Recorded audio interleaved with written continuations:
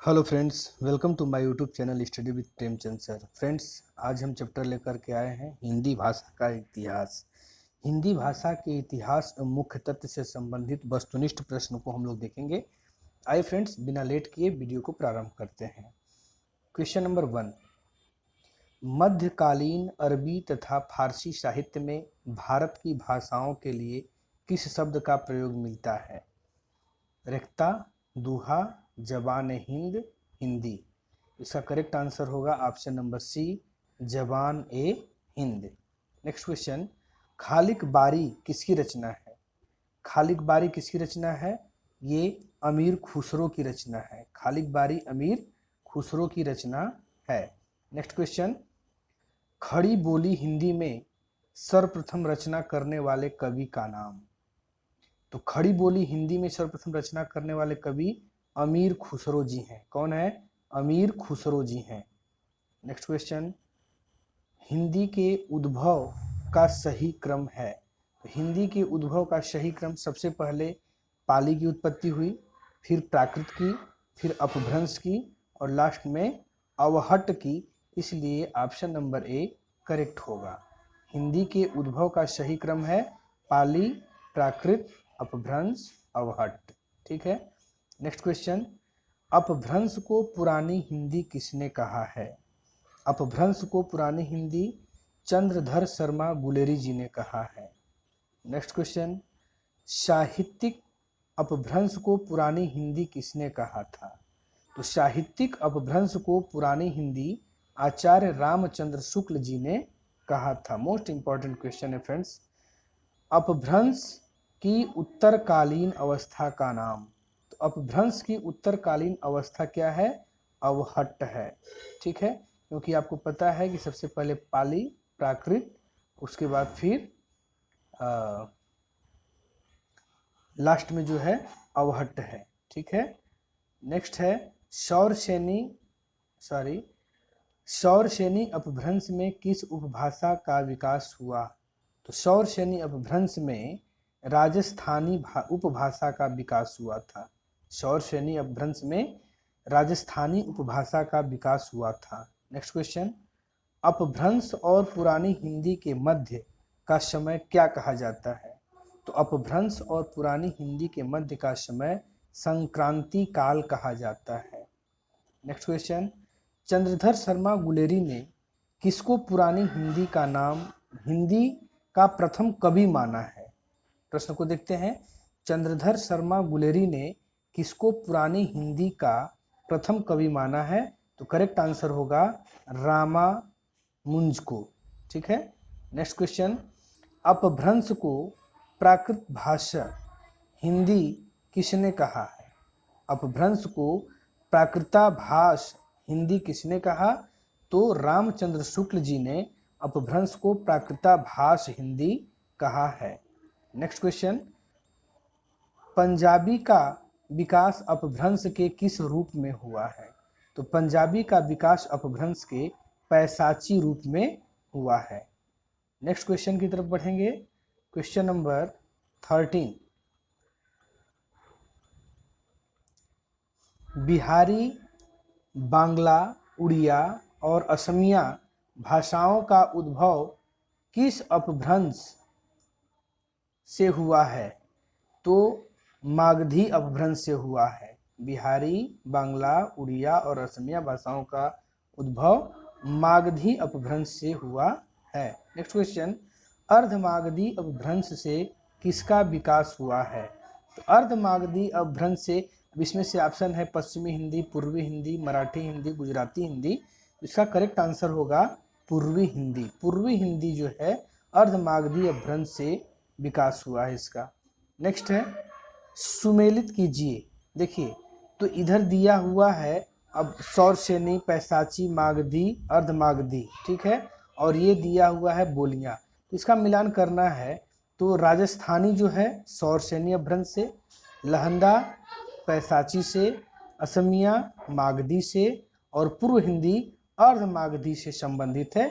इसलिए इसका correct answer जो होगा ऑप्शन नंबर बी, ए का 4, बी का 3, सी का 2 और डी का 1। नेक्स्ट क्वेश्चन है सौर श्रेणी अपभ्रंश से उत्पन्न भाषाएं हैं। तो फ्रेंड्स सौर श्रेणी जो अपभ्रंश है उससे कौन कौन सी भाषाएं उत्पन्न है? तो पश्चिमी हिंदी, राजस्थानी, पहाड़ी और गुजराती। ये पश्चिमी हिंदी, राजस्थानी, पहाड़ी और गुजराती जो है सौर श्रेणी अपभ्रंश से उत्पन्न भाषाएं हैं। नेक्स्ट क्वेश्चन सिंधी भाषा का उद्भव हुआ है। सिंधी भाषा का उद्भव किससे हुआ है? यह है ब्राचड़ अपभ्रंश से। ब्राचड़ अपभ्रंश से सिंधी भाषा का उद्भव हुआ है। नेक्स्ट क्वेश्चन अवधी का उद्भव किस अपभ्रंश से हुआ है? तो अवधी का जो उद्भव है वो अर्धमागधी अपभ्रंश से हुआ है। फ्रेंड्स ये पूरे के पूरे क्वेश्चन मोस्ट इंपॉर्टेंट है जो आपके UP TET, B TET, C TET, super TET हो, टीजीटी, पीजीटी सभी प्रकार की परीक्षाओं में प्रश्न आने की संभावना है, इसलिए आप पूरे वीडियो में बने रहें। अगर चैनल आपके लिए थोड़ा सा भी हेल्पफुल हो तो प्लीज़ चैनल को सब्सक्राइब करें, बेल आइकन को प्रेस कर दें, इससे कि नेक्स्ट आने वाले वीडियो का नोटिफिकेशन आपको समय से मिलता रहे। नेक्स्ट क्वेश्चन है कचहरियों में हिंदी प्रवेश आंदोलन का मुख्य पत्र किस पत्र को कहा जाता है? तो कचहरियों में मोस्ट इंपॉर्टेंट क्वेश्चन है फ्रेंड्स, कचहरियों में हिंदी प्रवेश आंदोलन का मुख्य पत्र किस पत्र को कहा जाता है? तो करेक्ट आंसर होगा भारत मित्र को। ऑप्शन नंबर डी भारत मित्र को कहा जाता है। नागरी प्रचारणी सभा का स्थापना वर्ष है। नागरी प्रचारणी सभा का स्थापना वर्ष क्या है? 1893 ईस्वी।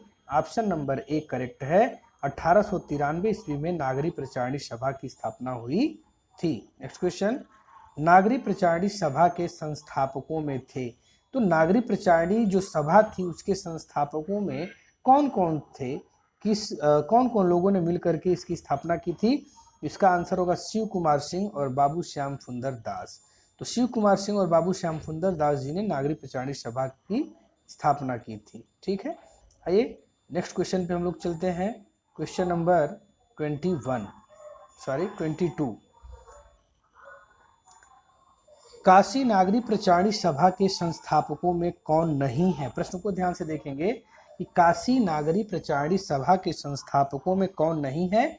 तो पहले देख लेते हैं कौन कौन लोग हैं। बाबू श्याम सुंदर दास, शिव कुमार सिंह, राम नारायण मिश्र, ये लोग हैं, लेकिन रामचंद्र शुक्ल जी नहीं हैं। तो आंसर होगा कि काशी प्रचारणी सभा के संस्थापक रामचंद्र शुक्ल जी नहीं हैं। नेक्स्ट है फोर्ट विलियम कॉलेज की स्थापना कब हुई? फ्रेंड्स मैं बता दूं इस प्रश्न की कोई क्या बताएं कि इतना इम्पॉर्टेंट है कि ये अक्सर हर एक एग्जाम में हिंदी से रिलेटेड जितने भी एग्जाम होते हैं उसमें ये प्रश्न तो अपना स्थान रखता है, इतना इम्पॉर्टेंट है, इसलिए इसको आप लोग याद कर लेंगे कि फोर्ट विलियम कॉलेज की स्थापना है 1800 ईस्वी में। ऑप्शन नंबर सी 1800 ईस्वी में फोर्ट विलियम कॉलेज की स्थापना हुई। Next question fort William college की स्थापना कहाँ हुई? तो फोर्ट विलियम कॉलेज की स्थापना कलकत्ता में हुई थी। कलकत्ता में फोर्ट विलियम कॉलेज की स्थापना हुई थी। नेक्स्ट महावीर प्रसाद द्विवेदी को किस वर्ष सरस्वती पत्रिका के संपादक के रूप में नियुक्त किया गया? मोस्ट इंपॉर्टेंट, महावीर प्रसाद द्विवेदी को किस वर्ष सरस्वती पत्रिका के संपादक के रूप में नियुक्त किया गया? तो वो है 1903 ईस्वी में। ऑप्शन नंबर बी वर्ष 1903 ईस्वी में महावीर प्रसाद द्विवेदी को सरस्वती पत्रिका के संपादक के रूप में नियुक्त किया गया। नेक्स्ट है संविधान सभा में हिंदी को राजभाषा बनाने का प्रस्ताव किसने रखा? तो संविधान सभा में हिंदी को राजभाषा बनाने का प्रस्ताव गोपाल स्वामी आयंगर ने रखा।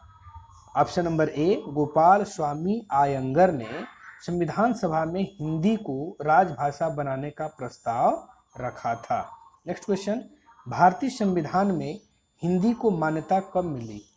भारतीय संविधान में हिंदी को मान्यता 14 सितंबर 1949 ईस्वी को मिली। ऑप्शन नंबर बी 14 सितंबर 1949 ईस्वी में भारतीय